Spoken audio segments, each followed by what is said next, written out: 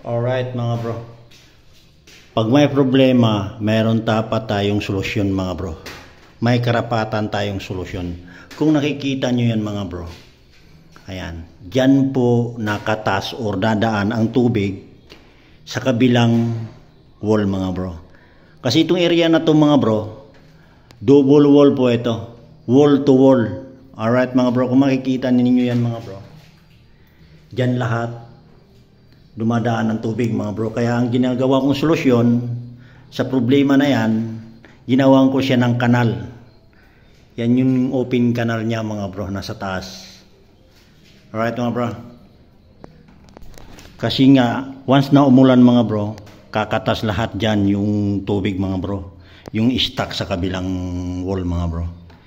Kaya pag hindi natin nilagyan, pag hindi ko nilagyan ng kanal to mga bro, papasok siya dito sa loob ng bahay mga bro. Ayan, mahaba po yan mga bro, kung makikita nyo yung mga bro hanggang doon. Ayan.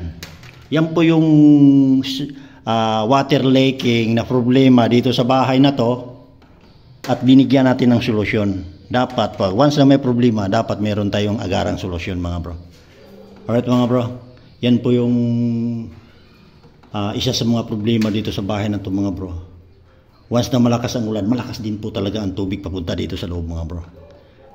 Kaya nung nilagyan ko na yan, wala na silang mga ibang madadaanan, kundi palabas na sila doon. Yan po yung pinaka-inlet niya mga bro kung tatawagin. Ayan. Lahat doon, kumakatas yan doon mga bro. Kaya nilagyan natin ng kanal papunta siya rito. Wala na tayong problema papasok dito sa loob mga bro. Kasi meron na tayong solusyon sa problema na ito. Meron napakalaking problema niyan mga bro. Kung makikita nyo, malalim to mga bro. Naka-slope yan dito. Kaya ang problema, meron solusyon. Let's go.